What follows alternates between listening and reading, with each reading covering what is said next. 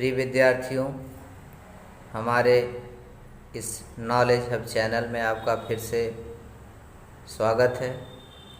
आज हम कक्षा 10वीं के हिंदी कुमार भारती के 9वें पाठ ब्रजवासी के तीसरे पद, जो सूरदास भक्त सूरदास द्वारा रचित पद है, इस पद का जो है हम अवलोकन करेंगे। तो चलिए बच्चों स्टार्ट करते हैं। तीसरे पद में जो है सूरदास जी ने राधा, जो भगवान श्री कृष्ण की प्रेमिका थी, भगवान श्री कृष्ण को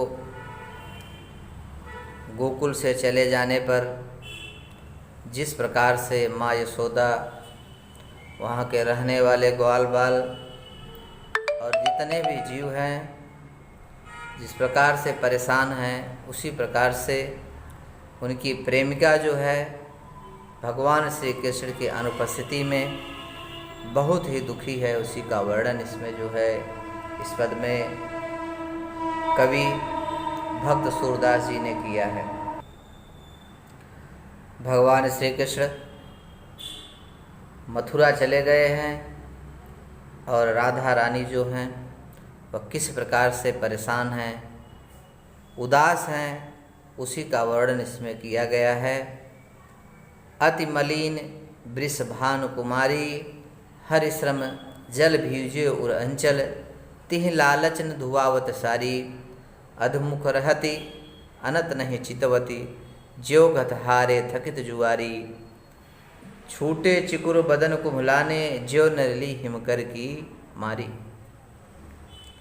अति मलिन वृषभानु कुमारी, वृषभानु की पुत्री अर्थात राधा जो है वह बहुत ही दुखी हो गई हैं भगवान श्री कृष्ण को गोकुल से मथुरा चले जाने पे। हरिश्रम जल भीजो रंचल, भगवान श्री कृष्ण के वियोग में रोते रोते उनके जो अंचल हैं, वस्त्र के अंचल यानी सारा वस्त्र जो है वह आंसू से भीग गया है। और तिह लालच धुआवत साड़ी, और इस लालच में वह अपने दासियों को साड़ी धोने के लिए नहीं दे रही हैं कि भगवान श्री कृष्ण जब सुनेंगे कि राधा रोते रोते जो हैं अपने पूरे वस्त्र को भिगो दी है, तो ज़रूर ही वह निश्चित है कि वह फिर से गोकुल चले आएंगे। इसी लालच में जो है अपने दासियों को साड़ी धोने के लिए नहीं देती हैं। अधमुख रहती, पूरा दिन भर हमेशा वह सर नीचे किए रहती हैं। अधमुख माने होता है सर लटका के रखना। अनत नहीं चितवत, केवल नीचे ही देखती रहती हैं, यहाँ वहाँ कहीं भी देखती नहीं हैं। ज्यों गत हारे थकी जुआरी, लोग उनके जो दास दासी हैं राज में रहने वाले थक गए हार। जिस प्रकार से जुआरी होता है, जो जुआ खेलने वाला होता है, जैसे वह हार जाता है और वह मलिन होकर के, परेशान होकर के, दुखी होकर के वह बैठ जाता है, उसे कुछ भी समझ में नहीं आता। उसी प्रकार से ऐसा लग रहा है कि जैसे राधा भी श्री कृष्ण जाने के बाद एक जुआरी की भांति हार चुकी हैं। छूटे चिकुर बदन कुम्हलाने, बाल जो हैं, चिकुर यानी बाल जो है वह क्या है, बिखरे हुए हैं चारों तरफ। बदन जो है, शरीर कुम्हला गया है, कमल की तरह जो है, जिस प्रकार से सूर्य के चले जाने के बाद जो है कमल कुम्हला जाता है, मुरझा जाता है, उसी प्रकार से राधा के जो है चिकुर जो हैं, बाल बिखरे हुए हैं और शरीर पूरी तरह से कुम्हला गया है। ज्यो नलिनी हिमकर की मारी, जिस प्रकार से नलिनी जो होती है वह सूर्य के न आने से वह हिमकर की मारी हो जाती है, वह प्रफुल्लित नहीं होती है, फूकती नहीं है, फूलती नहीं है, अपनी शोभा नहीं प्रकट कर पाती। उस प्रकार से राधा जो है भगवान श्री कृष्ण से चले जाने के वियोग में इस प्रकार से हो गई है, कुम्हला गई नलिनी की बात। अगला जो पद है बच्चों, इसमें भगवान श्री कृष्ण के जो सखा थे, अनन्य सखा, वह एक जो कृष्ण मार्गी नहीं थे, अर्थात वह प्रेम मार्गी नहीं थे, तो वे हमेशा प्रेम को अवंछित करते थे। प्रेम मतलब कुछ नहीं होता है, ऐसा जो है, जो ऊधो उनके सखा थे, ऐसा उनका मानना था कि प्रेम इस संसार में कुछ भी नहीं होता है, केवल ईश्वर है और केवल कर्म करो सब कुछ प्राप्त हो जाता है, ऐसा उनका मानना था। भगवान श्री कृष्ण उनको गोकुल भेजते हैं कि हे उद्धव, जाओ और देख करके आओ और लोगों को समझा करके आओ कि भगवान श्री कृष्ण जो है अभी गोकुल नहीं आने वाले हैं, वह परेशान मत हो और वहाँ का हाल समाचार लेकर के आओ। तो श्री कृष्ण के कहने पर उद्धव मथुरा जो है, मथुरा से गोकुल जाते हैं और वहाँ जा कर के आने के बाद भगवान श्री कृष्ण से वहाँ के बारे में बताते हैं। उसी का वर्णन इस पद में वात्सल्य प्रेमी सूरदास ने जो है, भक्त सूरदास ने इसमें वर्णन किया है। कहाँ लो कहिए ब्रज की बात, हे भगवान श्री कृष्ण। उद्धव कहते हैं कि हे भगवान श्री कृष्ण, मैं कहाँ तक ब्रज की बात आपको कहाँ तक सुनाऊँ, यानी जहाँ तक सुनाऊँ उसकी कोई सीमा नहीं है। सुनह श्याम तुम बिन उन लोगन जैसे दिवस बिहात।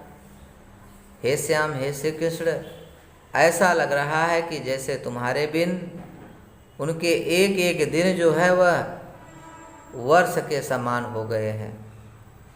बिहात यानी वर्ष, एक एक दिन जो है सभी लोगों के जो दिन है वह वर्ष के समान हो गए हैं। गोपी ग्वाल गाय गोसुत सब मलिन वदन के सगात। गोपी ग्वाल गाय, गाय के बच्चे सब इतना दुखी हो गए हैं कि उनके शरीर जो है सूख गए हैं। एकदम क्या हो गया बच्चों, शरीर पूरी तरह से क्या हो गया है, सूख गया है, पतले दुबले हो गए हैं। परम दीन जनु शिशिर हेम हत अंबुज गन बिनुपात। यहाँ तक जो है वहाँ पे जो प्राकृतिक सौंदर्य की चीज़ें हैं, कुछ सजीव जो है वह परम दीन जन शिशिर हेमहत, यानी जब वहाँ मौसम का भी पता नहीं चला कि शिशिर ऋतु कब आया, हेम ऋतु कब आया, ग्रीष्म ऋतु कब आया, सब क्या हो गए हैं, आपके बिन दीन हो गए हैं, दुखी हो गए हैं। अंबुज गन बिनुपात। अभी जो पेड़ हैं अब वो नए नए पत्ते भी नहीं ले रहे हैं। अब वह ऐसा लगता है कि जैसे वह हर पेड़ ऐसे हो गए हैं कि जैसे उनमें कभी पत्ते आए ही न हो, यानी पतझड़ का मौसम आ गया है। जो को आवत देख दूर ते वही पूछत कुशलात। कोई भी अगर दूर से दिखाई देता है या दूर से आता है तो गोकुल के लोग जो हैं उनसे आपकी कुशलता पूछते हैं कि आप वहीं से आ रहे हैं ना, आप भगवान श्री कृष्ण कैसे हैं, आपके जो है कुशल क्षेम समाचार पूछने लगते हैं। चलन न देत प्रेम अत आतुर। वह इतना प्रेम करते हैं उस व्यक्ति से कि उर कर चरण लपटात। वह पैरों को पकड़ करके लपट जाते हैं, आगे जाने ही नहीं देते हैं। और वह प्रेम पूर्वक जो है कहीं से भी कोई व्यक्ति आता है तो बार बार आपकी ही चर्चा करते हैं, आपके बारे में ही आपका कुशलता पूछते हैं। पिक चातक बन बसत न पावत वायस बलि नहीं खात।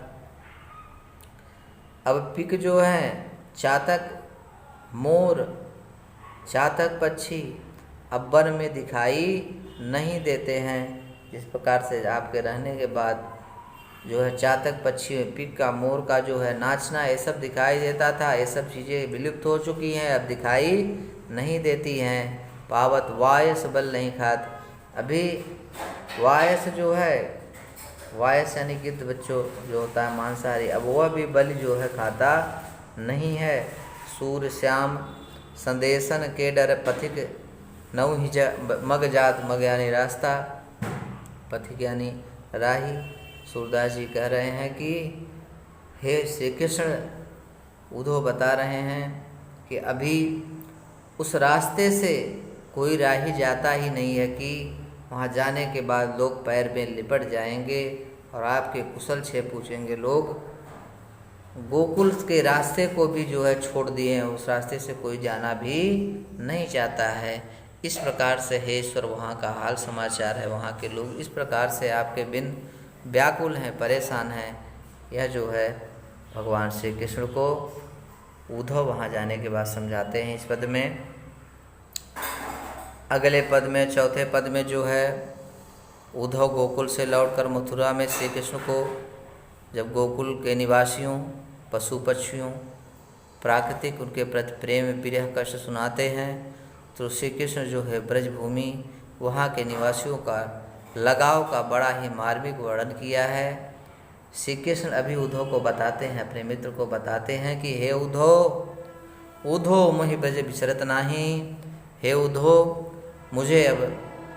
मुझे ब्रज कभी भी भूलता नहीं है, अर्थात गोकुल मुझे कभी भी भूलने वाला नहीं है। मैं कैसे भुलाऊं वृंदावन गोकुल के वनोपवन, वृंदावन गोकुल वनोपवन सघन कुंज की छाई। मैं वृंदावन में, गोकुल में, वनों में, उपवनों में, बगीचों में, मैं उन सघन कुंजों, उन पेड़ों के छाह में मैं किस प्रकार से वहाँ पे रहा करता था, खेलता था, जो है ये सब चीज़ें मुझे भूलती नहीं है। प्रातः समय माता जसुमति अरुनंद देखी सुख पावत।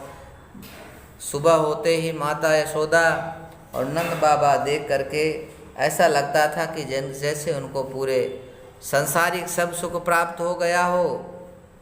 माखन रोटी दही सजायो, सुबह सुबह वह माखन रोटी और दही सजा करके अतिहित साथ खवावत, प्रेम से जो है अपने हाथों से वह हमें खिलाते थे। गोपी ग्वाल वाल संग खेलत, सब दिन हंसत सिरात। दिन कैसे बीत जाता था गोपी ग्वाल और बाल के संग खेलते खेलते, दिन का पता ही हंसते हंसते निकल जाता था, पता ही नहीं चलता था। सूरदास धन धन ब्रजवासी जिनसो हेतु जदुतात। भगवान श्री कृष्ण की इस प्रेम लीला को देख करके वात्सल्य प्रेमी भक्त सूरदास जी कहते हैं कि वह ब्रजवासी धन्य हैं जिनके दर्शन के लिए मैं इतने दिन से व्याकुल हूँ, परेशान हूँ। और वे ब्रजवासी इतने धन्य हैं कि उनके साथ भगवान श्री कृष्ण जो है खुद उनके साथ खेल रहे हैं, खा रहे हैं, उनके साथ उठ बैठ रहे हैं। ऐसे ब्रजवासी धन्य हैं जिनके साथ ईश्वर हमेशा साथ में है। तो बच्चों, यह इनका अंतिम पद था। तो आज के लिए इतना ही। यदि हमारा यह वीडियो आपको पसंद आया हो तो आप ज़रूर इसे लाइक सब्सक्राइब करें, अपने दोस्तों के साथ शेयर करें।